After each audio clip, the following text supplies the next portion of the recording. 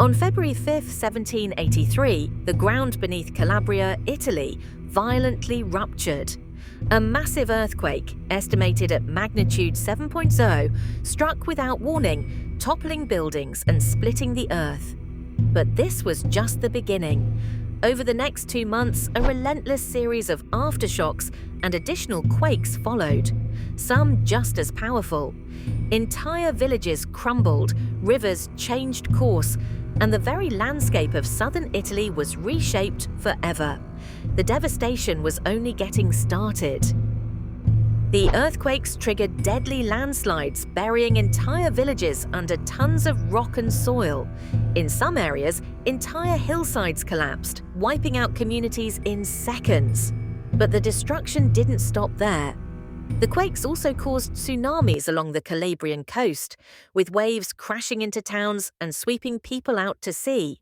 Survivors described the ground moving like ocean waves, making it impossible to stand. Calabria was being torn apart, and the worst was yet to come. As if the earthquakes and tsunamis weren't enough, fires broke out across Calabria. With buildings reduced to rubble, flames spread uncontrollably, consuming what little remained. Survivors, already struggling to find shelter, now faced starvation and disease. The destruction was so vast that even the King of Naples was forced to act, sending aid and military forces to restore order. But for many, help came too late. The region was left in ruins, and the death toll kept rising. The earthquakes didn't just destroy towns, they reshaped Calabria's geography. Entire lakes formed where land had collapsed, while rivers were permanently diverted. Some villages were abandoned forever, their ruins left as eerie reminders of the disaster. The quakes also exposed deep social inequalities, as the poor suffered the most while the wealthy fled to safety.